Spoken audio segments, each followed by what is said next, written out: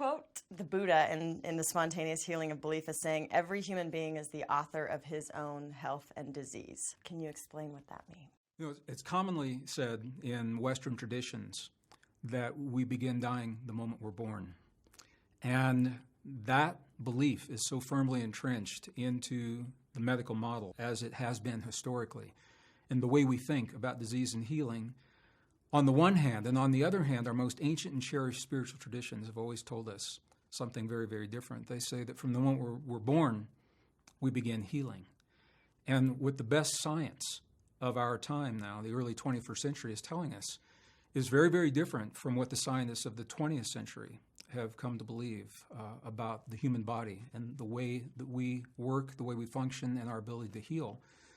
What we now know is that every organ in the human body has the ability to heal itself, given the right environment. Even the organs we were told could not. So spinal cord tissue, brain tissue, heart tissue, pancreatic tissue, prostate tissue, all of these organs that we are so accustomed to hearing that are failing us from so many different perspectives. The best science of our time is now showing that they are actually designed to repair and heal themselves under the right conditions, given the right environment. What are those conditions? That's the question. Some of them are environmental, that can be exterior to the body, things like water, air, just the quality of our food. Some of them may be chemical, the supplements that we take, and some of the herbal products that our ancestors understood and used with great success in healing their bodies before modern medicine ever came along. And I think those are interesting. What really fascinates me is the inner environment. And this is the environment that the Buddha talked to us about so eloquently. And the Buddha said that every man and woman is the architect of their own healing and their own destiny. To the people of his time, I'm not sure how much sense that would have made. But in our world today, it makes tremendous sense, because the best science of the 21st century is now bearing out the deepest principles, spiritual principles, of our most ancient and cherished beliefs, telling us that, in fact, we are deeply connected to our bodies, we're deeply connected to the world, and that connection and interconnection is so profound that we have the ability to self-regulate from within to create the effects in our bodies and beyond our bodies. One of the great ironies of our time is that after 5,000 years of recorded human history, with the greatest technological advances in the history of humankind, we still have yet to answer the single most fundamental question that we could ever ask of ourselves. And the question is simply, who are we? Who are we? When science has answered this question for the last 300 years, they've told us a story that is based upon separation. The science of 300 years has told us that we're separate from our bodies, we're separate from one another, we're separate from the earth, we're separate from the cosmos, and that nature, the fundamental rule of nature, is actually based upon a model of competition and conflict. And it is this idea of separation and the idea of conflict that are so deeply ingrained into our lives, into our world, our society, the economies of the world, the corporations of the world, the medical model. They are all based upon these 300-year-old ideas of separation, competition, and conflict. So people often ask me, when I share this information, they say, okay, Gregg, we understand maybe science didn't get it quite right over the last 300 years. This is the 21st century. We've got the internet. We've got iPads and cell phones. What difference does it make? And that's a really good question, and the answer surprises a lot of people. Because the world that we know today is a reflection of the way we answer the question, who am I? Who are we? And when we answer that question based in separation, competition, and conflict, those answers are reflected in everything about our world and our lives. So from global economies that are based upon competition and conflict, corporations, and as we mentioned, the modern medical model, to our most intimate relationships. These ideas are so deeply ingrained within us that we literally program our bodies, sometimes unconsciously, to reflect these ideas of separation, competition, and conflict, and it comes up chemically in our bodies. The new science now has overturned 300 years of scientific thinking.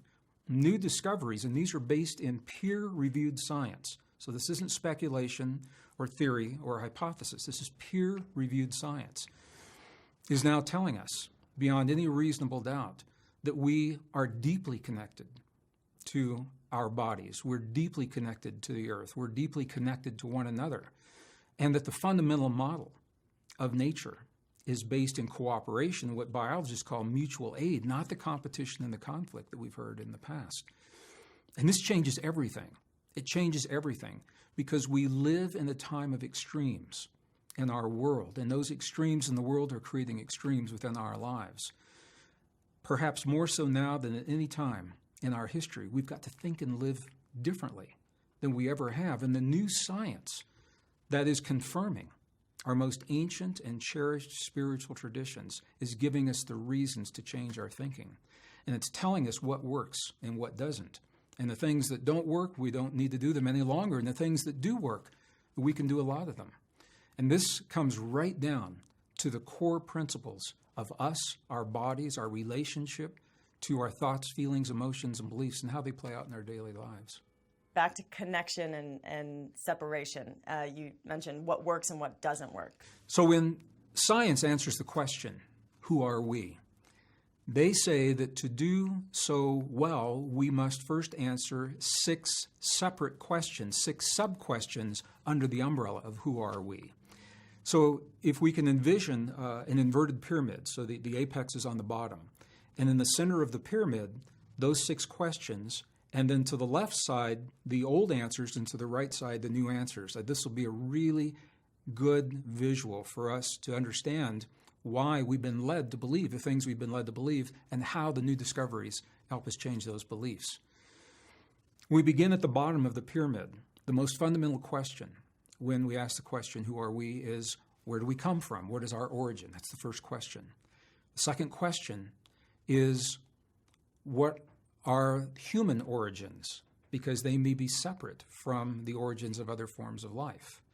The third question is about relationships. What is our relationship to our body? The next question is what is our relationship to the world beyond our body? The next question is what is our relationship to the past? Is it linear or is it cyclic? And the very last question is what is our relationship to nature? So science says if we can answer these 6 questions, then we have the opportunity to answer the big question, who are we? Who am I? And what's so interesting about this is that for the last 300 years, we say that science began about 300 years ago when Isaac Newton formalized the laws of physics. So for about 300 years, science has attempted to answer these 6 fundamental questions, and their answers have led us to a story of separation.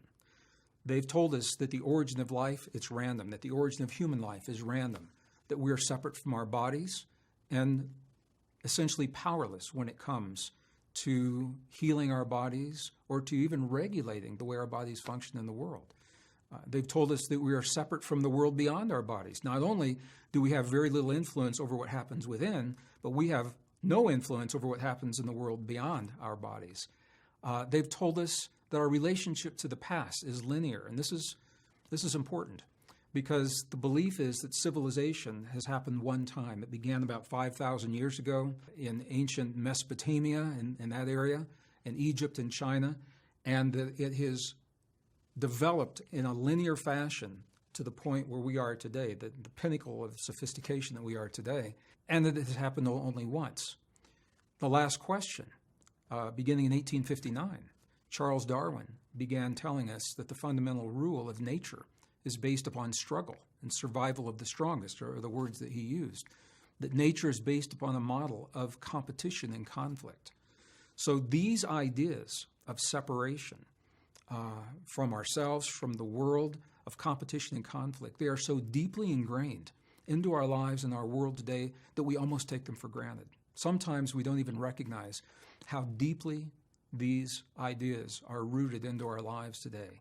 They are rooted in the nature of the economies of the world that are actually buckling and collapsing under the weight of their unsustainability right now. They are deeply rooted in the ideas of corporations, in the way that people work together, in the way that we share resources, in the way that we heal our body. All of these ideas, the medical model, for example, is deeply based in these ideas of separation.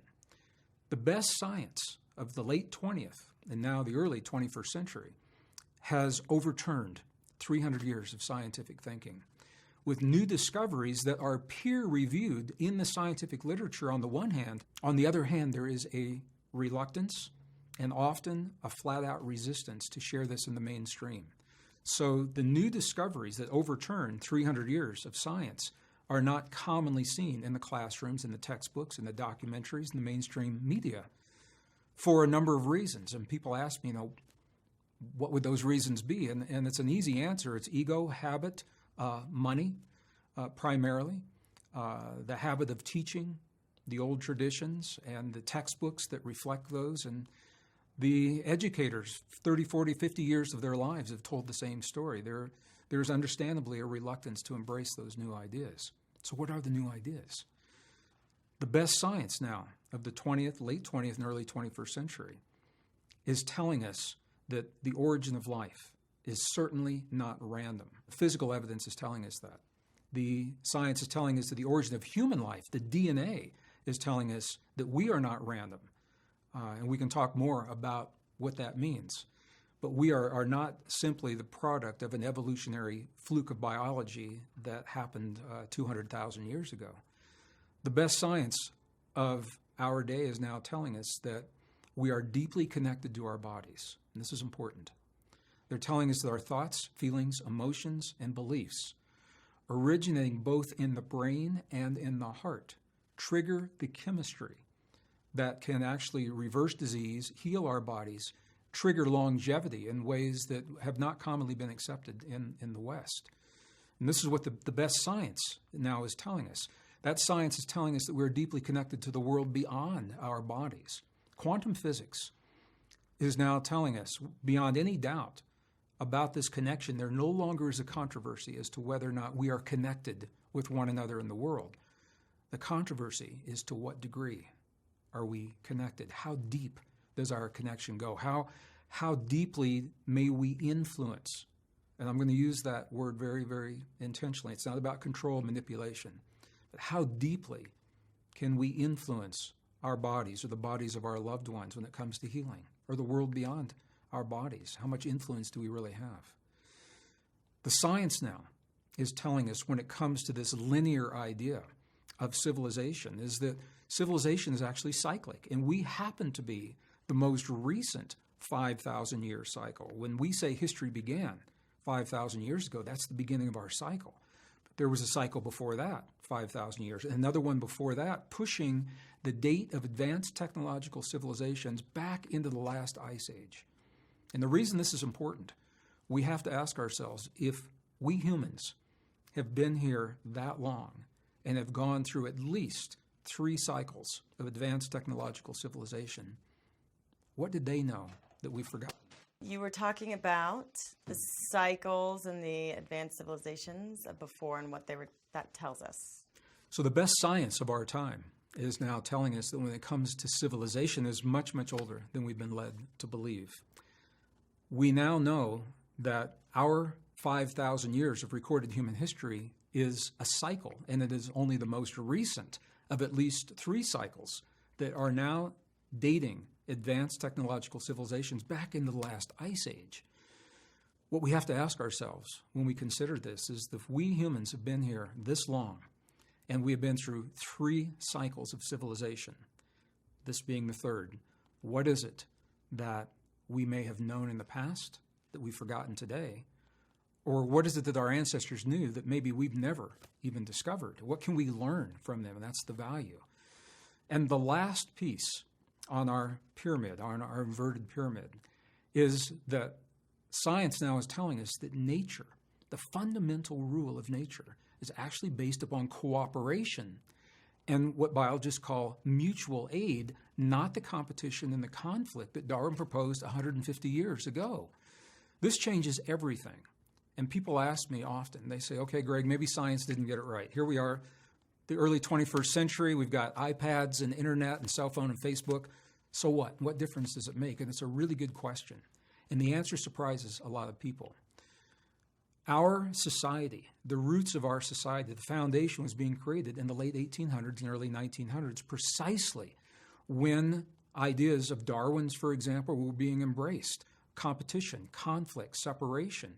And those ideas were so widely accepted, they are so deeply ingrained into our lives in ways that sometimes maybe we don't even recognize.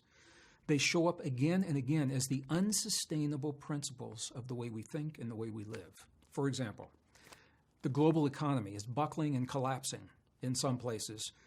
And the question is why? Why isn't this system working? It's based upon an idea of competition and conflict, which is an unsustainable idea. The fundamental rule of nature is cooperation. So people say, well, we see competition and conflict in nature all the time. And I say, yes, we do.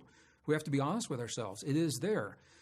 However, it is in response to specific conditions. It is not the fundamental rule of nature. And the more competition and the more conflict that we see in the world, that tells us how far we have strayed from our truest relationship, the truest nature of our relationship with nature.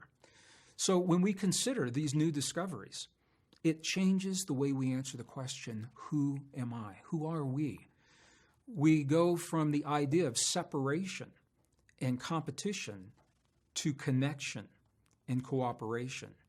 That is reflected in the world around our bodies as nature. It is reflected within our bodies.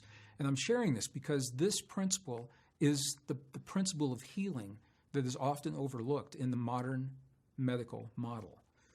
The modern medicine is based upon the old ideas of separation and competition and conflict on a biological level, on a cellular level in our bodies. So now we have a new way of answering the question, who am I? Who are we? We are not what we've been told in the past. We are more probably than we've ever imagined in our lives.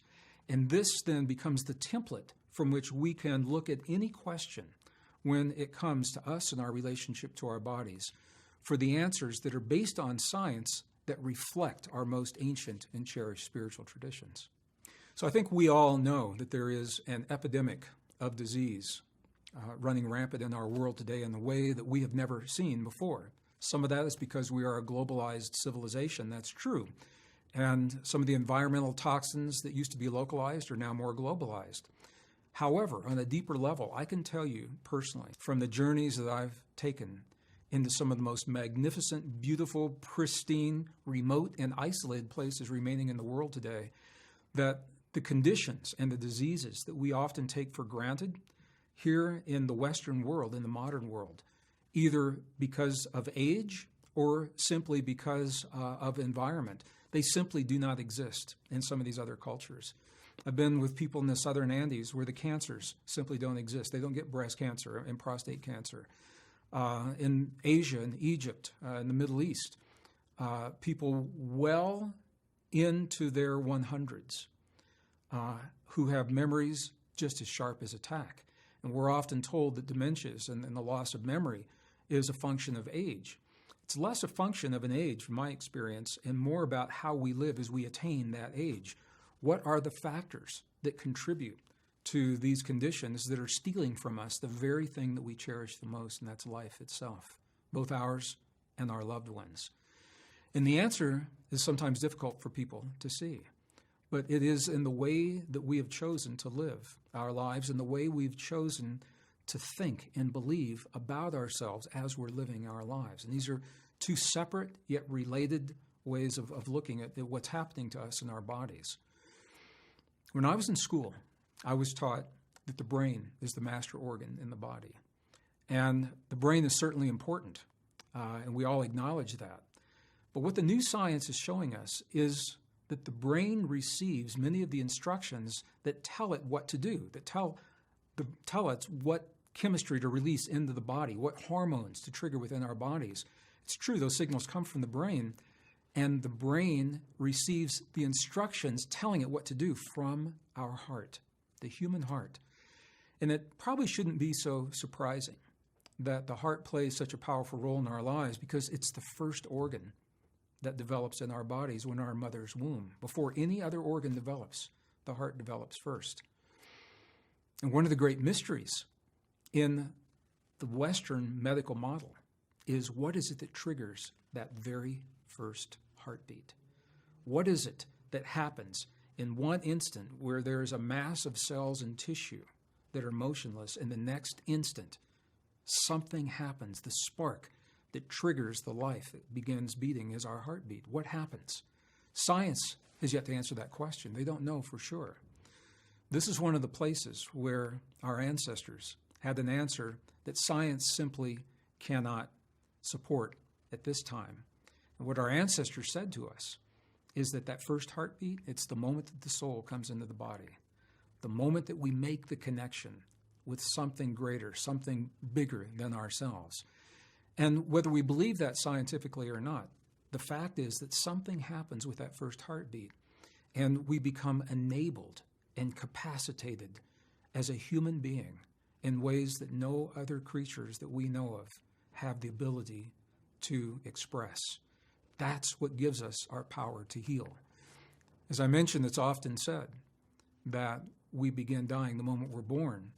And what the science is showing us very clearly is that we now begin healing the moment we're born. And the reason I can say that is because we now know beyond any doubt every organ in the human body is wired to heal. Every organ in the human body has the capacity to not only heal damage, but to regenerate the damage and the tissue after it has been damaged. We can regenerate and heal even the organs we were told were not capable of doing so, such as the brain, the heart, the pancreas, spinal cord tissue. All of these have been scientifically documented with the ability to repair and heal themselves given the right conditions, under the right conditions, the right environment. So our role now, when we talk about healing, and the essence of healing, is what is the environment that optimizes our ability to honor the gift of life in our bodies? Where does that really come from? And we can look at that from a number of different levels. Certainly the physical environment, fresh air, sunshine, clean water, is a very powerful part of that. And our ancestors, thousands of years ago, knew that fresh air and clean water was medicine. If someone was ill, they would take them out and they would say, breathe this air, drink this water, and miraculously they would begin to heal, and now we know why. But it goes beyond that. It's the inner environment, thoughts, feelings, emotions, and beliefs we know can be either healing or toxic. And this is a relatively new way for science to think about us and our relationship to our bodies. But what we now know is that the quality of emotions that we create within our heart determine the signal that we send to the brain to release the chemistry into our bodies. Every moment of every day, there's a conversation that is happening between our heart and our brain. It's a two-way conversation.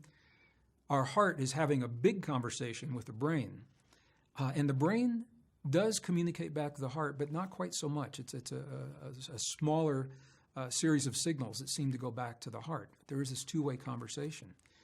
And we regulate the quality of that conversation through the emotions that we harbor within our hearts. So, for example, when we feel that we're not safe in the world, when we feel fear, hate, anger, jealousy, rage, anxiety, those kinds of feelings, they send a specific signal to the brain, and based on that signal, the brain will release the chemistry in the body that mirrors that signal. So in the case of anger, hate, jealousy, rage, frustration, that is stress. And the stress chemistry in our body, as we all know, high levels of cortisol and adrenaline, which are really good for brief periods of time, what we call fight or flight. And we have to make a decision and either run like crazy or stand and take a stand. We're designed to do that. What we're not designed to do is live our lives under sustained conditions of fight or flight. A few minutes, but you don't want to live that way every day and every hour and every week and every month. And I know people that do. And they look like they do. They wear their hurt and they wear that stress in their bodies Their immune systems are weakened in the presence of that kind of stress. Anti-aging hormones are suppressed because all the energy of the body is going into fight or flight. So I want to be very clear. I'm not saying that those experiences are bad to have when they are unresolved stress. That is where it becomes a problem in our lives. The stress in and of itself is simply a signal. It's saying to us, it's giving us a heads up, saying something in the environment needs our attention. And if we can honor that signal and say, what is it about my environment that I need to address? What do I need to look at? What do I need to change? And then make our choices from that point forward. I think that's a healthy way to embrace the stress. It's when we anesthetize the stress with drugs, alcohol, addictions, chemical addictions, or digital addictions, which is a new issue now that scientists are having to talk about now. They all have the same effect. So it's the kind of environment that we create within our bodies is directly mirrored through the health and the well-being of our bodies. One of the new discoveries that just fascinates me it was actually made in 1991. It was not published until 1994. And is the discovery of about 40,000 specialized cells in the human heart that are concentrated in a very precise way, a neural network within the heart. They are cells that are called sensory neurites. They're brain-like cells, but they're not in the brain. And they function in the heart very similar to the way brain cells would function in the brain. These cells, they think, they learn, they remember independently of the cranial brain, or we may tune our heart and our brain together, harmonize our heart and our brain so that these two separate organs actually share a common neural network, and we have the opportunity to embrace the power of that network in our lives. And this is where we have the extraordinary experiences of deep levels of intuition, precognition, and the health effects, such as the triggering of anti-aging hormones in our bodies, and the triggering of tremendously powerful immune response in our bodies. It all comes from our ability to regulate this connection between our heart and our brain. And this is one of the places where our ancestors were very clear in their traditions, and science only now is catching up with that wisdom. So one of the questions that people ask is how something like a thought or an emotion can possibly have the power to change the chemistry in our bodies. And it's a really good question, because in the modern world, in the Western world, we have been conditioned largely to believe that thoughts, feelings, and emotions are really no things.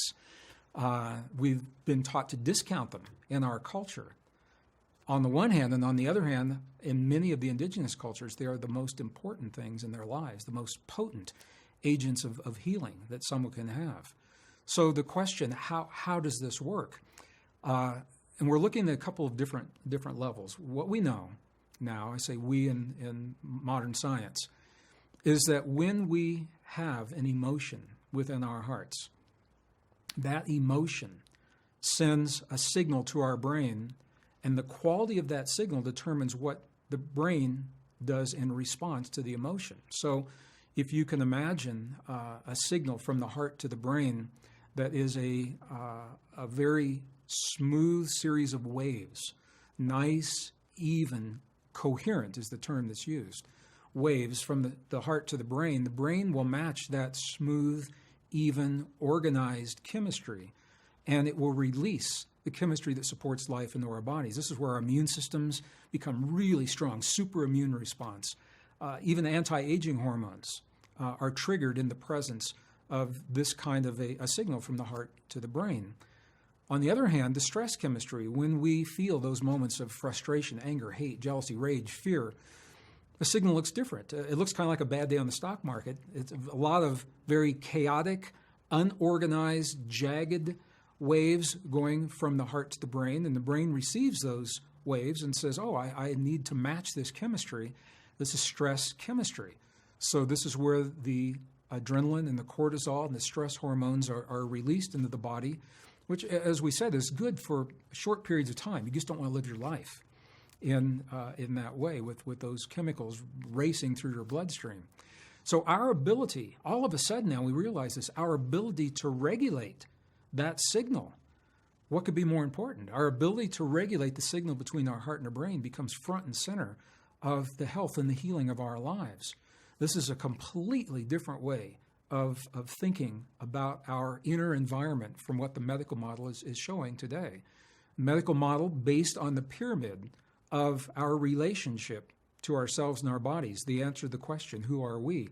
That medical model suggests that we're separate from our bodies. So there's no reason to expect that anything that we could do from within would have any beneficial effect in our bodies.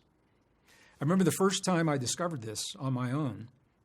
I was a competitive runner for about 20 years when I lived in Denver, Colorado, working with the corporations. I never had the opportunity to do these things when I was in high school, so I had the opportunity in the corporations to run triathlon teams and competitive marathons. And the first time I injured my leg running, and I went to a doctor, I remember I was sitting on the edge of the examination table, and the doctor was at a stool in front of me, and he was looking at my knee, and I asked him the question. And I said, what is it that I can do? What can I visualize? What can I feel that will help my knee to heal any faster? I remember the doctor, he looked up at me, and he said, son, he said, you can visualize and feel anything you want to heal. He says, it's not going to make a bit of difference. He said, your leg will heal when it's ready to heal. And immediately in my mind, I thought, well, this man has a very different view of healing than what I've come to understand. But it's not surprising when we look at the way science has answered the question, who are we? This is why it's so important. Our lives reflect this idea of separation and the powerlessness that comes from separation. And when we live our lives in that way, it's very, very different from living knowing that we are designed, that we are wired to heal and regenerate our bodies. We approach life a completely different way when we embrace the deepest truths of our existence. So we look at the chemistry that is triggered from the heart and the brain. This is one way that we begin to initiate this healing process in our bodies. And it goes even deeper because we're talking about the 40,000 plus nerve cells in the heart, the sensory neurites that are essentially brain-like cells, except they're in the heart. Each of those cells, when it is stimulated in the proper way, the cell itself begins to create the neurites. And the neurite is any appendage that extends from the cell itself. Why is this important? Because it's the neurites that make the connections with the other neurites that create the synapses across which the signal from our heart to our brain is transmitted. So the more of these connections that we create, the stronger the signal and the more reflexive the signal will be in our lives. When we learn to do the techniques, it becomes almost second nature. We don't have to sit down in just the right time of day and close the door and light a candle and turn on the music and burn the incense and create just the right environment to trigger this healing in our bodies. Once we begin to embrace the techniques of harmonizing our heart and our brain, you can do it anywhere. And the truth is, when we need it the most, those are often the least opportune times in our lives of when we can make these connections. So here's the way it works. It is the very act of us feeling the feelings of already being healed, for example. Even when our body is showing us an illness or a disease, when we can feel the feeling of what it's like to be absent of that disease, we can feel what it feels like to be whole and healthy and intact and fully enabled, fully embodied as a being. That is the signal that triggers these nerves to begin to grow and reach out for other nerves that are mirroring those signals. It is the act, the expectation of us in that healed state that triggers our body to reflect what it is that we are expecting of it. And it doesn't happen instantaneously. It takes about 72 hours. You can see the time-lapse photographs of 72 hours for one neurite to be able to connect to another one. It takes about 72 hours under the time-lapse for these to grow. So this opens up a whole new door of possibilities. The number 72 is very significant in ancient traditions and ancient texts when it comes to healing. 3 days, 72 hours. Many traditions, including Christian tradition, tell us this is about how long it takes for the typical body to heal, and now we know why. Because that is the length of time it's taking for these neural connections to be established. So the more that we can feel the feeling as if our healing has already occurred, giving thanks for that healing already being present, that is the trigger for our bodies to grow the nerve cells to make the connections, to trigger the brain chemistry to reflect that healing. Whether it's the flu, whether it's late-stage cancer, how do you feel the feeling of already being healed and feeling grateful? But how does one do that when they're in pain and feeling nauseous? Because I get everything conceptually and intellectually. It's just the actual doing of it is hard. So in 1859, Charles Darwin published his paradigm-shattering book entitled On the Origin of Species. And with that book, the scientific community of that time, a little over 150 years ago, embraced the ideas that he presented almost without question. And what Darwin was trying to do during his time, he was trying to answer the question, who are we? And he was trying to do it without the need for God, religion, or faith, or the church, which had always been the way these questions were answered in the past. So when people, prior to Darwin's time, when they asked, how do we heal? How do we live our lives in a better way? Where do we come from? How do things work? Those questions were all answered by the church traditionally. Darwin, as a scientist, said, I'm going to make the first step in leading the modern world to an answer that does not require God, faith, the church, or religion. And the origin of species was his way of doing that. So I have to say personally, my personal feeling, I think Darwin, he was obviously a scientist. I think he was a good scientist. And Darwin had no way of knowing in his time what we know today. He couldn't have known about cells and neurites and DNA that we only have discovered recently. So not to criticize Darwin's ideas, but to help us to understand why we think and why we've been led to believe what we have about our bodies and where the new discoveries are changing all of that.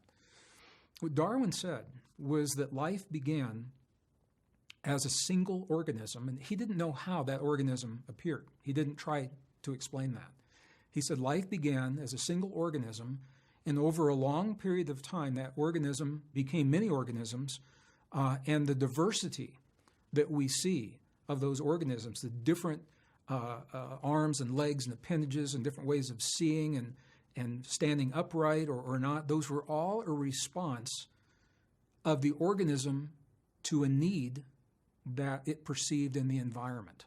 And this is actually a fundamental principle in the theory of evolution that says that nature will never over-endow us. It means we will only be given the things in our bodies that we need when there's demand for them in the world around us. The reason I'm mentioning this is because it's a problem when it comes to humans. I'm a geologist. I'm a trained geologist. And as a geologist, I can say that evolution is a fact in the fossil record. I can also say it breaks down when it comes to us humans. And here's the reason why. And it ties directly into why we have the ability to heal the way we do. Humans appeared on the earth about 200,000 years ago, and we don't know where we came from.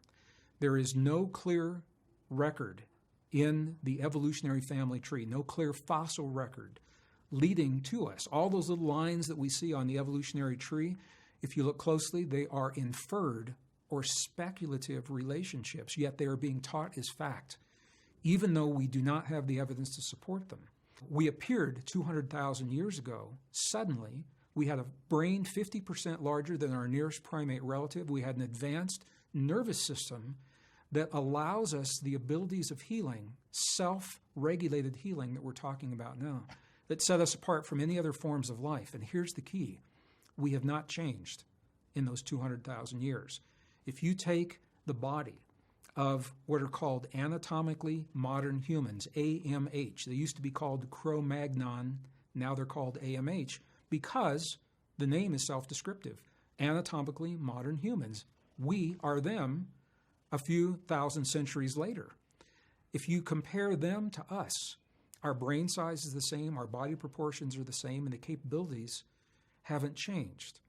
What this says for evolution is that the advanced brain and nervous system that gives us the ability to heal, it didn't evolve over a long period of time in response to the world.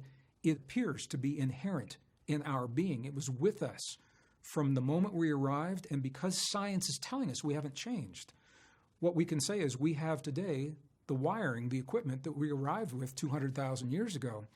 So I can say to you that we are wired for healing. We are literally designed. We don't know how or who or why scientifically, I can't confirm that. But what I can say is that Darwin's ideas of evolution break down when it comes to us, and our ability to heal our bodies is a perfect example of where that breakdown occurs as we know it today. So we have this advanced nervous system that we regulate through the choices we make in our lives, of what we think, what we feel, what we believe, and specifically the emotions that we choose to respond to what life brings to our doorstep. So when we learn to respond to hurt in new and healthy and empowering ways, we literally are changing the chemistry of hurt in our bodies. And when we learn to embrace what we have seen as failures in the past, when we realize they're not really failures, there's something we tried that simply didn't work, and now we're going to try it again. That's a very, very different feeling than the idea of failure and comparing that to success. These all translate into the chemistry in our bodies. So when we can affirm in our bodies by giving thanks of gratitude and appreciation for the healing that's already occurring in our bodies, this is the basis for many of the prayers and the meditations that I have personally seen with indigenous people from all over the world. Even when it looks like there's nothing wrong with them, they still give thanks for their healing because they are acknowledging that it is an ongoing process. We are healing every moment of every day. So one of the questions that people often ask is how could something that happens inside of our bodies possibly have any influence, any effect over what happens beyond our bodies, beyond the boundary of our skin and our flesh? How could it possibly influence the world around us? I think maybe the best way to help explain that from my understanding is through a story. I live in the high desert of northern New Mexico, about an hour from the nearest town and about a mile from the nearest neighbor. So it's a very isolated, remote, pristine, magnificently beautiful part of the world. And in the early 1990s, the high desert of northern New Mexico was in a severe drought, the worst in over 100 years that the elders remembered. Cattle were suffering, crops were dying, and it was really bad. And a native friend of mine, and I'll call him David to honor his privacy. I call him David so much that when I see him now, I actually think of him as David. Called me one day. David called me and he said, "Gregg, would you like to join me in a place that our ancestors built so long ago we don't even know who built this medicine wheel where it is today? Would you like to join me in that place for a prayer of rain?" And I didn't have to think twice. I said, "Sure, absolutely, I'd love to." And I wasn't prepared for what David showed me that day, because I had an expectation that I would see some chanting, some dancing, some kind of movement, some kind of a ceremony, and that's not what I saw at all. We hiked across 130,000 acres, the most fragrant high desert sage. It's the kind that releases its scent when your knees brush up against the little leaves. It's just beautiful. And we arrived at this ancient medicine wheel. And David sat down. He unlaced the shoes, his old work boots, and with his naked feet, he stepped into the center of this wheel. And he turned his back to me, and he closed his eyes, and he held his hands in a prayer mudra just for a few seconds in silence. And then he turned and looked at me and he said, I'm hungry. You want to go get a bite to eat? And I was shocked. I said, yeah, at some point, I said, but I thought you were going to pray for rain. And this is the key. This is why I'm sharing the story. He looked from inside that circle right into my eyes. He said, no. He said, if I prayed for rain, rain could never happen. Because the moment we ask for something to happen, we have just acknowledged to the universe that it does not exist. Now, we've just affirmed that it doesn't exist. We've affirmed the very thing that we're praying to change. And I said, well, if you didn't pray for rain, what did you do? He said, when I closed my eyes, he said, I felt the feeling of what it feels like when it rains in our Pueblo village. He said, I smelled the smells of what it smells like when the rain rolls off the earthen walls of my Pueblo home. And I felt the feeling of my naked feet in the mud, and the mud is there because there's been so much rain. And I gave thanks of gratitude and appreciation for the rain that has already happened. We went into the nearest town, to Taos, New Mexico, and we had lunch. And by the time I got back up onto my property that afternoon, I saw something that we hadn't seen for a long time. Big black clouds came in over the Sangre de Cristo Mountains, and by nightfall, it started to rain. And it rained and rained and rained. It rained all night. It rained all the next morning, the next afternoon. It rained and rained, and it didn't stop. It rained so much. The fields were flooded, the roads were flooded, cattle were stranded, and I called my friend David on the phone. And I said, David, what in the world is this? I said, this is a mess. I said, everything is just covered with rain. I said, it's flooding everywhere. And he was silent just for a moment. And he said, Gregg, that's the part of the prayer the ancestors could never figure out. He said they could bring the rain, they couldn't tell it how much rain to bring. So when I tell that story, I have to say that scientifically, I cannot say as a scientist that David's prayer created the rain. What I can say is there's a high correlation between the time that prayer was offered and when the clouds came in that had not been there for months in that localized geographic area. I watched the weather reports from the TV stations that we're able to bring in nearby communities. And I saw the weatherman from Denver, Colorado, as he was looking at the jet stream. And the jet stream was coming across the west, and as it got to Wyoming, it dipped down into Colorado and down into New Mexico and made a little turn and came right back up, right over the place where the rain had happened. And the weatherman stepped back and he simply said, because he hadn't seen anything like this.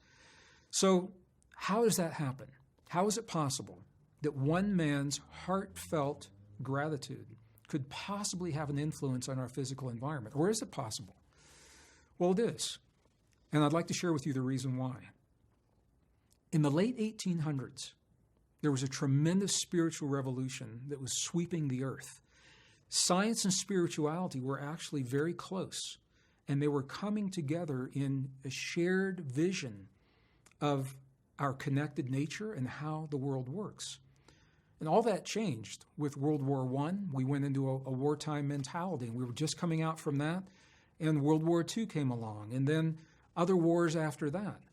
And the question that we have to ask right now is, we are undergoing a similar spiritual and scientific revolution. The wars of the past wiped out the possibility of this merging between science and spirituality. Are we going to do the same thing again? But what happened in the late 1800s is that there was a very famous experiment that was conducted in 1887. It was at Case Western Reserve University, in the basement of the university, in a very obscure room. An experiment was conducted that changed the way scientists think about the world forever. It was called the Michelson-Morley experiment, two very famous scientists. And the purpose of the experiment was simply this. The scientific community believed that there was a field of energy that connects all things, yet they had not been able to prove it scientifically. And there was a body of scientists also who said it doesn't exist. And so the experiment was to determine once and for all, definitively, is this field here or is it not? In 1887, the experiment was conducted. And in my opinion, I think it was a good experiment. I think it was poorly interpreted. It looked like this. If I were to go outside and moisten my finger and place it above my head, and the moment that I did that outdoors, if I felt no wind against my finger, and I made the assumption that no air exists, that is the equivalent of the Michelson-Morley experiment. Just because the wind isn't blowing doesn't mean the air doesn't exist. They believed if the field is out there, it's in motion. They should be able to detect the motion. The experiment failed to detect the motion, and they concluded that there is no field that connects all things. And the best science of the 20th century is based upon this idea of separation, that there is no field that connects everything else. So what we do here has no effect on what happens here. What I ask for or pray for my loved ones and my relatives in my body has no effect upon them halfway around the world until 1987. 100 years later, all of this changed. 100 years later, the Michelson-Morley experiment was repeated with better equipment under the auspices of the United States Air Force. And lo and behold, with better equipment, 100 years later, not only did they detect the field that Michelson and Morley had predicted, but it was exactly in the range, under the parameters that they had expected 100 years earlier. Their equipment simply hadn't been able to detect the field. So we now know that a field exists that connects all things. It's causing problems in the scientific community because the mathematics are based upon the absence of this field. So this is where quantum physics is coming in with traditional physics, and they're changing the story when we say, who are we? We now know we are deeply connected with ourselves, with one another, to the earth, to the cosmos, and we know the reason why.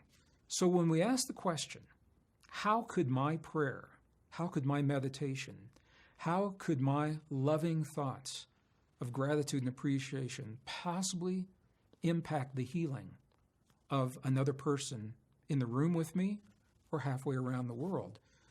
Now we have an answer. And the answer is that we are deeply connected through a phenomenon that is known as entanglement.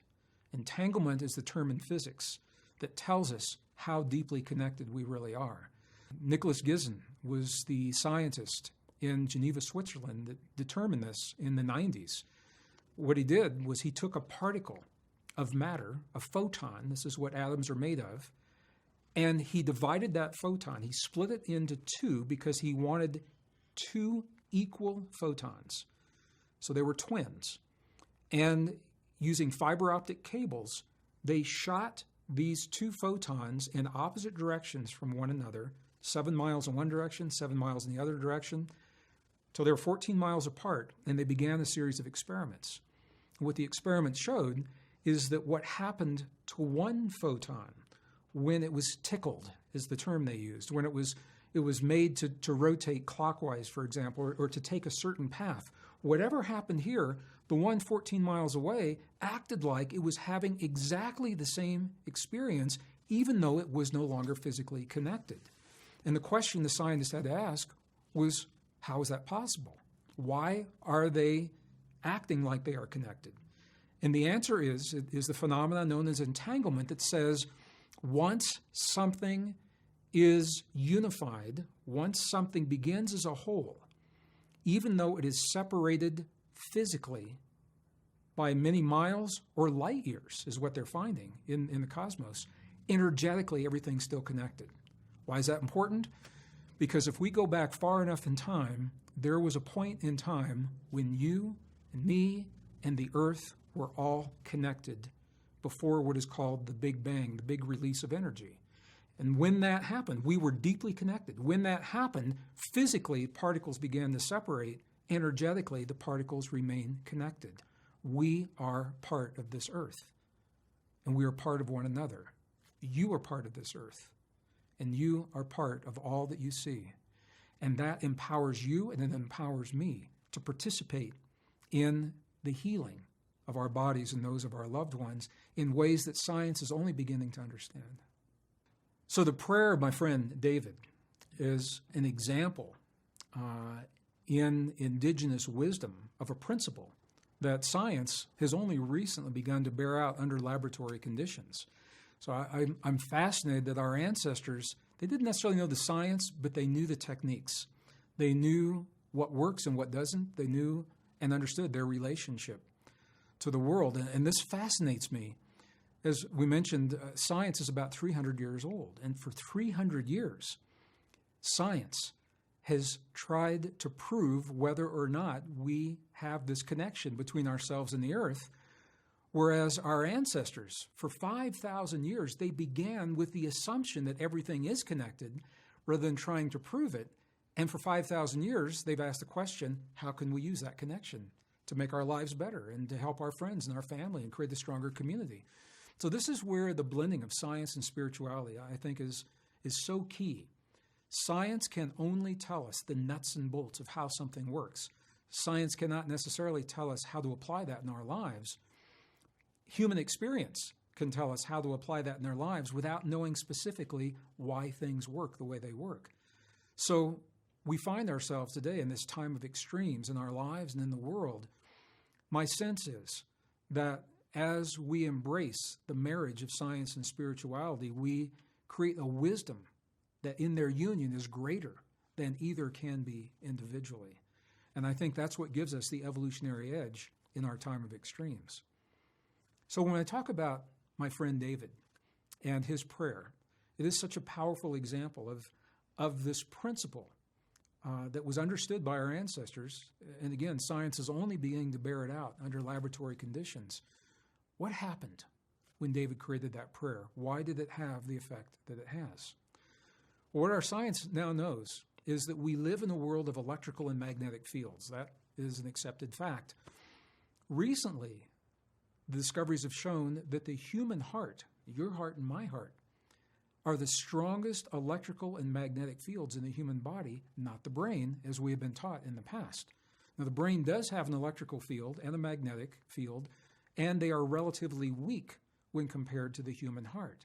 So if we are beings designed to communicate with the world around us, and that world is an electrical and magnetic world, it makes perfect sense to me that our communication wouldn't necessarily be a verbal communication, although it may be, but that it would be an energetic communication with the one organ in our body designed to do just that, and that is our heart.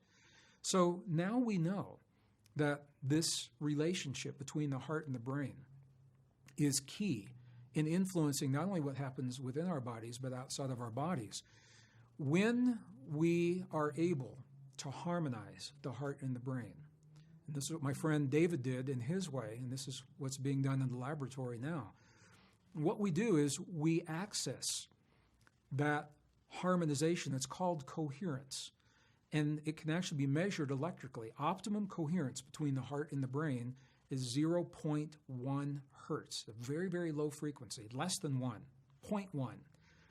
And this is a frequency, interestingly, that dolphins and whales communicate with, that military submarines communicate with. That's why it's a problem for the dolphins and the whales, because it is such a universal and powerful frequency.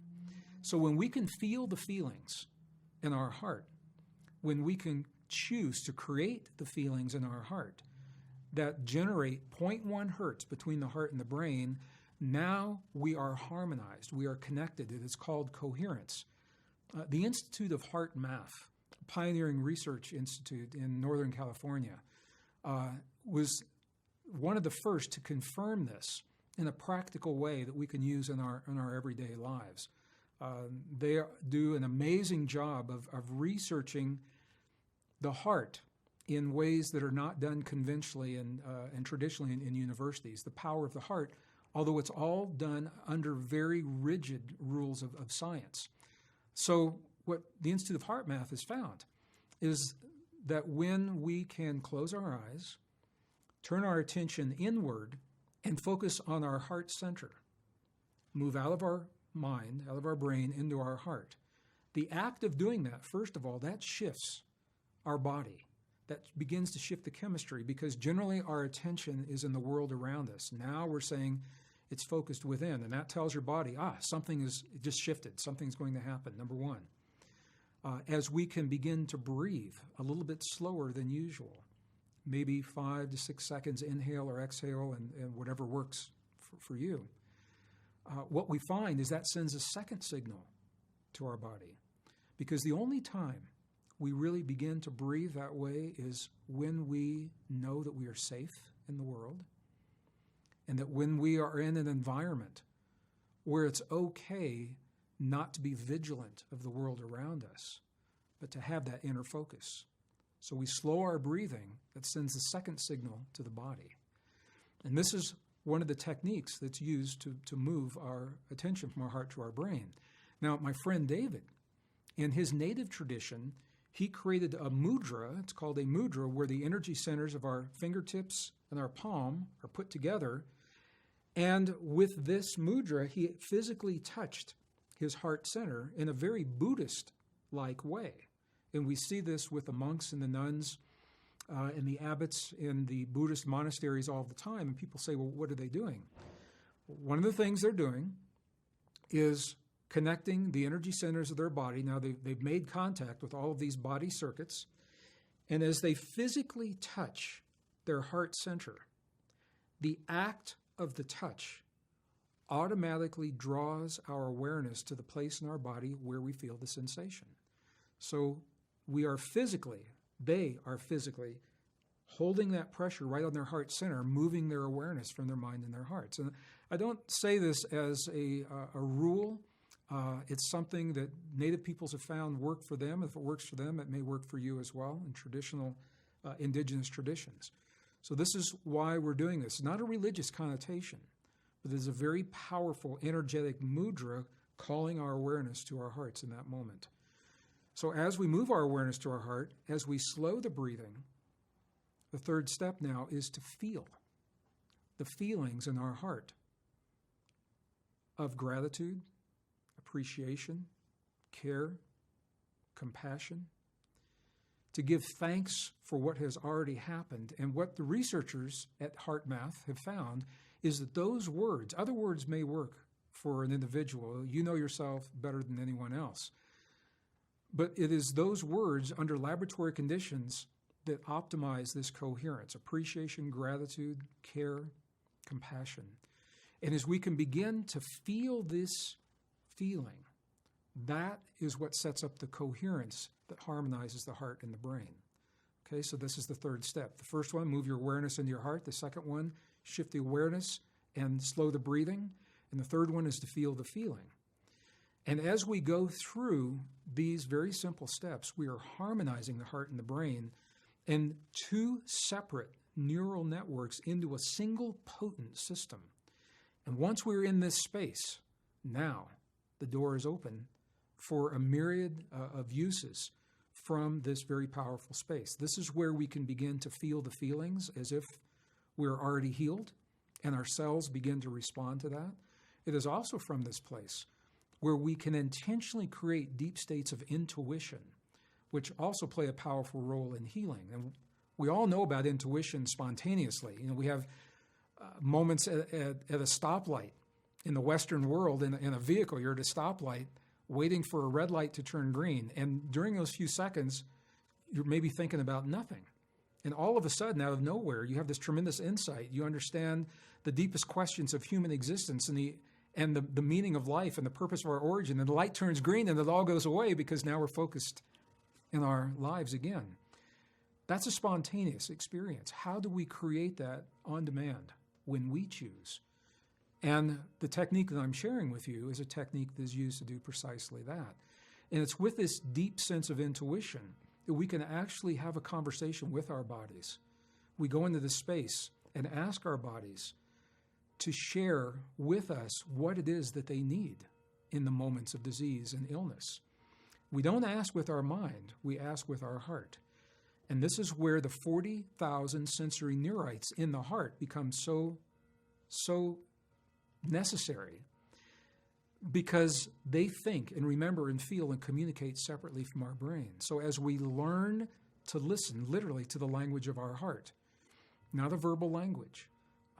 Our body can actually tell us what it's experiencing, what it needs from us, what it needs to change in the environment, and what we can do to facilitate the healing that we are wired to experience. Based on our disease, how can we become aware of our subconscious beliefs that aren't serving us? So the new discoveries of science are now, in many instances, confirming what our ancestors have said to us for a very long time when it comes to us, the healing of our bodies and our relationship to our bodies and the earth, and our ability to influence the healing. What we know is that our body literally is a mirror of what we believe to be true about ourselves and our relationship to the world. The key is many of our beliefs are not necessarily conscious. Some of our most deeply held beliefs are ingrained into us for our birth in utero until we were about 7 years old. Our brain state is what is considered a hypnagogic state. We are essentially an open sponge to the world, absorbing the patterns from all of those people that we are exposed to and surrounded with. So if we have caregivers who are really conscious and have learned to manage their emotions and heal their hurts in a healthy way, that's a really good thing. Very few people I know were blessed enough to come from those families. So many of us have experiences both in relationships and in the condition of our bodies as adults, and sometimes young adults. It doesn't have to be, when we're in our 50s, 60s, and 70s.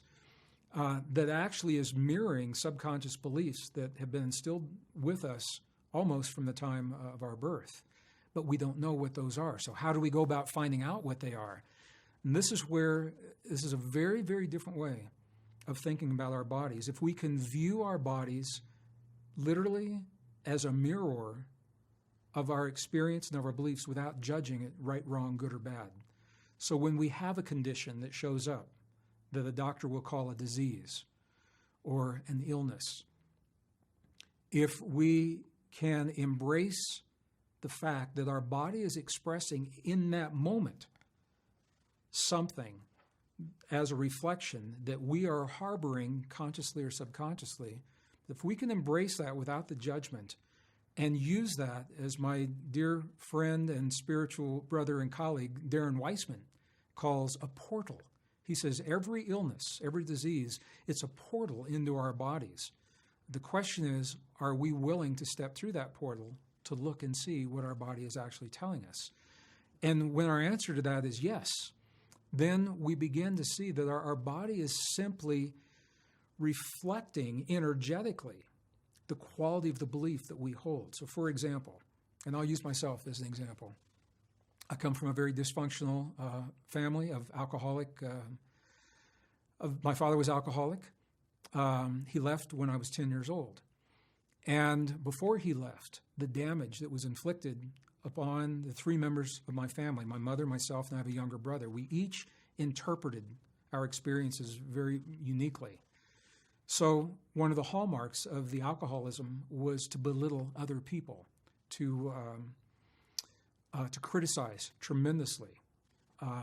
So there was a lot of criticism in my family, and we each interpreted it differently. For me personally, when I heard it, I never believed it. So I early on found a healthy way to deal with that. I have other family members who did believe it, and they embraced that criticism to such a degree that their self-esteem was damaged, and it affected the choices they made of life partners, of jobs, of careers, of their own bodies and their health, all linked to these beliefs that they weren't even aware that they were hearing, when they were very young in life. So this is an example of how these things can show up in our lives. So when we have the wisdom to recognize that our body isn't necessarily broken, that is expressing something to us, and we have the courage and the strength to take the step and say, what is it, body? My body, what are you telling me in this moment? And I know scientists who literally have conversations with their cells. They communicate with their cells. We believe that we are an individual, but we are actually a community of about 50 trillion or so cells, as Bruce Lipton would tell us, my dear brother's spiritual friend and colleague. And those 50 trillion or so cells function as a community that has a name. My community is called Gregg. So I can talk to Gregg. If I'm on the road, if I'm behind the stage getting ready to walk out and I start feeling something in my body, rather than being afraid and taking something to make it go away, I'll say, what is it that you need, Gregg? What is it that you need? My body, I'm literally talking this way to myself. And I'm asking from my heart through the technique that I just shared. And what's so fascinating to me is that the answers will be apparent before the question is even complete. If I'm asking the question, my mind, my heart already has the answer, and I know almost immediately what it is that I need in that moment. And often it's something as simple as shifting the perspective of a belief. People ask me all the time, how deeply connected could we possibly be in the world? I mean, how literal is that connection? And I answer the question by sharing a couple of stories. I lived in Northern California in the early 1990s, and I had a friend of mine who was in a romantic relationship, an intimate relationship that was stuck. She called it the never-ending date because they could not take the relationship forward to a deeper commitment, and they couldn't end it. So she felt like they were stuck. And I had lunch with her one day. I hadn't seen her for a while, and I said, how are things going? She said, oh, you wouldn't believe what's happening in my life. And I said, well, try me. She said, well, I was sitting with my boyfriend. I was sitting with my boyfriend on the couch, and we were watching television. And all of a sudden, we heard this crash in the bathroom. And we went and looked. And she said the water pipe, the hot water pipe under the sink, had blown open with so much force, it ripped the vanity door off the hinges and blew it into the wall on the other side of the bathroom. And I said, wow, that's amazing. She said, well, I'm not done yet. She said, so we were going into the garage to get in the car to go to the hardware store and fix the sink. And she said the garage floor was covered with hot water from the hot water heater that had exploded in the garage.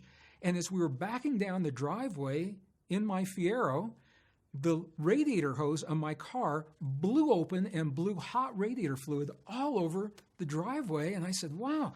I said, what in the world is going on in your life? She said, you wouldn't believe my life. She said, our house, it's like a pressure cooker. And then she stopped right there. And she said, you don't think that has anything to do with what just happened in the bathroom and in the garage, do you? And I said, well, in my world, it has everything to do with what happened. I said, because the pressure, the emotional pressure that you're feeling in this relationship is mirrored. It's reflected in the world around us, sometimes in ways that are obvious, sometimes they aren't. And it depends on whether or not we can resolve those issues or not. But I believe we are tuned so deeply to our world and to one another. So let me share a story of how deeply tuned we are to the beings we share this world with. My mom has a little dog, a little terrier. Her name was Corey Sue, who's no longer in this world right now. But when she was, she shared a very important lesson with my mom. I used to talk to my mom. I'd call her from wherever I was in the world every Sunday just to check in and say hi, how are you doing? And I called her on one Sunday, and she said, well, I'm okay. She said, but I'm concerned about Corey, my dog. And I said, well, what's wrong? She says, well, she's been acting funny, and I took her to the vet. And the vet did some tests, and they ran some x-rays, and her lungs are covered with black spots that are becoming worse and threatening her life. And she said, what do you think about that? And I said, well, I'm concerned about Corey. But I said, in my world, we live in a reflected reality. I said, if Corey is reflecting in her body something in the reality that you share with her, what's happening in your body? I said, have you had a physical recently? She said, yeah, I had one. And I said, did you do a chest x-ray? She said, no, I put that one off. And I said, well, go get a chest x-ray. And I called her the next week. And she waited and waited, and she said, well, I will. She said, first I want to put a garden in, and I want to get sod in the yard, and I want to get the house painted. All these diversions. And I said, Mom, just go get a chest x-ray. And she did, and sure enough, she had what turned out to be a malignant tumor on her lung. And Mom has read all my books and been to all my programs, and she says, I understand that self-healing is possible. But I'm going to share this with you because I want to share how differently we can think about these things. She said, I understand it's possible. She said, but it's not for me. She said, I need to know in my mind that this tumor is gone. She goes, I'm going to go for surgery and have the tumor removed. And once it's removed, that will free me in the world to change my lifestyle. And she began exercising and taking supplements and changed her diet and everything. But she had to know in her frame of mind that she was free of the tumor. So that's what she did. And here's why I'm sharing the story. After she recovered, we took Corey back to the vet and had her examined again. And when they did the x-rays, all the black spots were gone from her lung. So she was reflecting a condition in my mom's body before my mom even knew it was present. And when we look closely, we find that this happens all the time. Our world is a reflection of our deepest beliefs and of the physical embodiment of those beliefs. And sometimes those around us, people and animals alike, they love us so deeply that they will take on and mirror the conditions that maybe we are not ready to see yet. One of the places where this is so prevalent in everyday life, in the jungles of Peru, where they don't have modern medical equipment and x-ray machines, when someone is really ill and the local healer wants to know what is happening inside the body of the human, what they will do is they will take a guinea pig, and in a very ceremonial way, they will run the body of this guinea pig. They'll simply pass it through the energy of the person that's feeling ill. And in a very humane way, they will take the life of the guinea pig and open the guinea pig's body. And the organs of the guinea pig will mirror what they have just experienced in the energy field of the human that they were just passed through. And they take it on that quickly. It's not judged right, wrong, good, or bad. It simply is a reflection of an energetic reality. So when the native healer sees something happening with the lungs, for example, on the guinea pig on the left, then they know that the left lung of the human needs to be addressed. And then they will go through all of the herbal remedies and the fresh air and the clean water and the exercise and all the things to heal that. But they diagnosed it through a reflection in another living creature. And I'm sharing this story, all of these stories, because we don't often hear about this.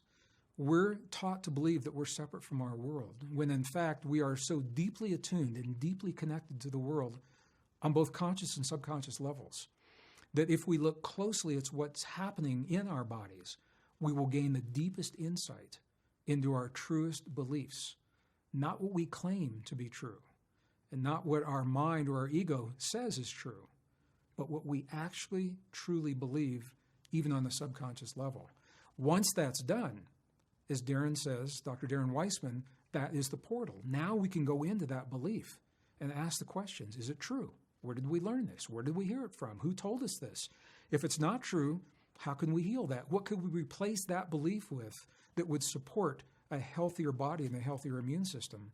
And I have to tell you that it can happen very, very quickly, much faster than the 72 hours that we talked about growing the new neurons in the past. I've had a personal experience with portals of my body helping me to embrace my past, and Dr. Darren Weissman was a catalyst that helped me to understand and make this connection in my life. There was a time after my father died. He passed during the first week of my book tour with the book, The God Code, in 2004. And I was traveling when he passed. And I canceled the first week of my tour. I went back to do a memorial for a man that I really didn't know, because he left my family when I was 10. And I didn't really know how deeply that was affecting me. And it wasn't long after that, I developed a rash on my, just on my upper body, on my chest. It wasn't there all the time, but it was enough it was an irritation, and that was the key. And sometimes it would flare up to more. I've tried everything I could think of. I had no idea what was going on because it wasn't a conscious experience. And this is why I turned to Dr. Darren, because he is a master at accessing, through the portal of our own bodies, our subconscious beliefs. And I love the way Darren does this, because it's not a talk therapy. He has a very specific protocol. Boom, boom, boom. He goes down, he asks the questions. Depending on that answer, he knows where to go from there to find out what our body is telling us. Well, in this case, Dr. Darren and I had a 45-minute conversation. 20 minutes into the conversation, he was able to determine that my rash literally was an irritation, that my body was expressing a frustration of my inability to heal with my father whatever issues we had before he passed. And now that he's gone, even though I can do it on the inner level, I could never have the physical conversation with him again. And by the end of the conversation, the redness of the rash was completely gone and the swelling was gone. And by the next morning, the rash was gone and it has never returned.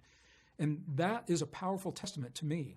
It tells me how these subconscious beliefs, how they show up in our lives in times that we least expect, at the most inopportune time sometimes, and what a really clear communication they are presenting us with if we learn the language of our bodies. It's a very different way of thinking about our bodies. A medical model would say, you have a rash, it's an immune response to something, let's put some cortisone on it to make it go away until it heals. And that is another path. So I'm not saying one's right, wrong, good or bad. I'm not judging that. I'm saying our orientation in life helps us determine how deeply we want to understand what life is showing us. And as we embrace the deepest truths of these relationships with our body, the healing becomes almost secondary. The healing, the physical healing of the body is the byproduct of resolution of the feeling or the emotion or the belief.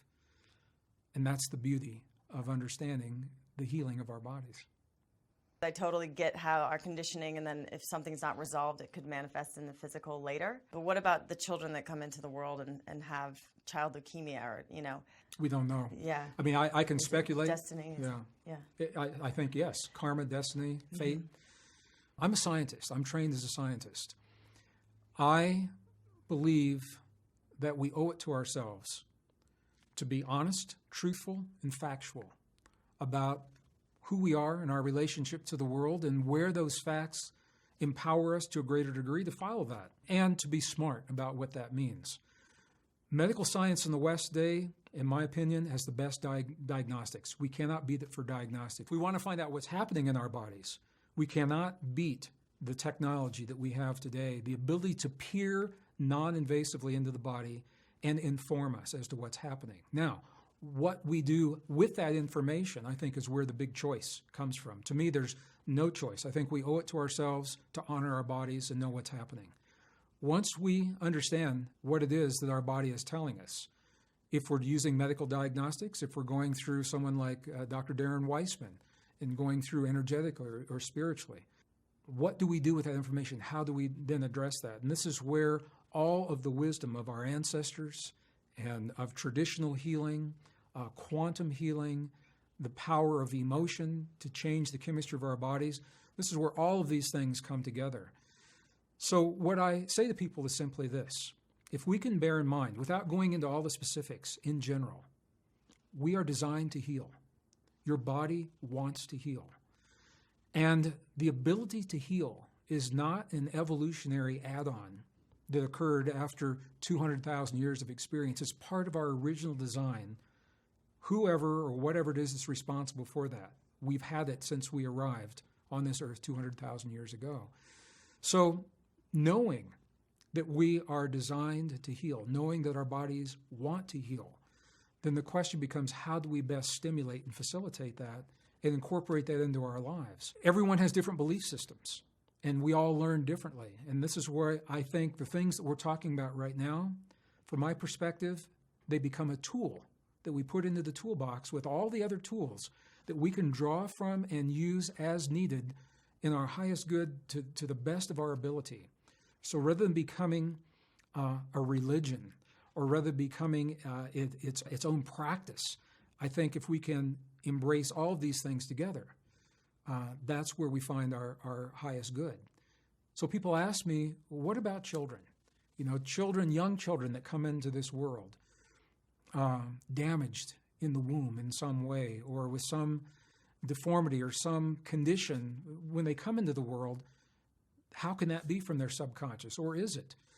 And the answer to that is that we simply don't know. I just have to be honest and say that every human that emerges into this world, what has happened before we got here is different for all of us, and we have no way of knowing, and this is where we begin to cross the boundaries of science and spirituality, and the words like karma or destiny or fate. We don't know what those are. What I do know, without any shadow of a doubt, is once that beautiful child arrives in this world, their bodies, their cells, their DNA will respond to the environment and the conditions that we give to them. Our job is to learn to optimize those environments and those conditions. Epigenetics is the new science now that tells us in scientific language that our genetic blueprint, it's not hard-coded. We are not subject to the original blueprint of our DNA for all of our lives. It's like nature gives us a preset genetic code that's enough to get us going when we come into the world. And for some people, that's all they'll ever need. For some people, they choose to expand their lives, and to do that, they make the choices of thought, feeling, emotion, belief, lifestyle that actually activates portions of that code and combines and stimulates portions of that code in ways that they weren't before.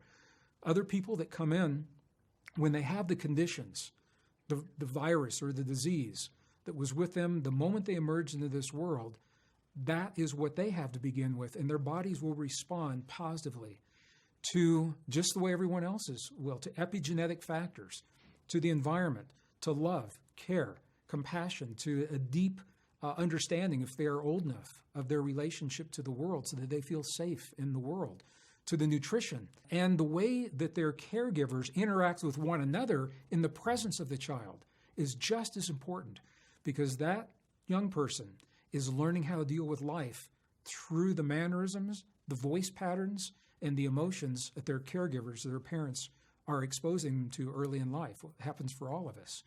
So we can't know all of the factors that happen before we come into the world. What we can know with certainty is that we are designed to heal, and that our bodies will respond to a healing stimulus if we know how to create that in our lives. And is love the biggest healing stimulus? Let me address that. When we harmonize our heart and our brain through the emotions of appreciation, care, gratitude, compassion, one of the most common questions that I get in a live audience, people ask me, they say, what about love? It's a good question. And I asked the researchers at HeartMath the same question, and I was surprised by the answer. And what they said to me was, Gregg, love means different things to different people. And we all have different experiences of love. And for some people, it hasn't been a good experience. So the actual word love often may not be the best word to harmonize the heart and the brain, to create the coherence on the one hand. On the other hand, love is the umbrella under which each of those words fall. So care is a facet of love. Compassion is a facet of love. Appreciation and gratitude, they are expressions of love. So ultimately, we are using the power of love without the specific word of love. So what is your one takeaway message? When we now consider everything that we know about our bodies, our relationship to ourselves, one another, and the earth, the new discoveries that are overturning 300 years of science, for me, it all comes down to a very simple principle. That principle is that the better we know ourselves, the better equipped we are to heal our bodies, to heal our emotions, to heal the inner experience that allows us to love to the deepest degree in the outer world. And I think that's really what's important when it comes to the healing that we now understand.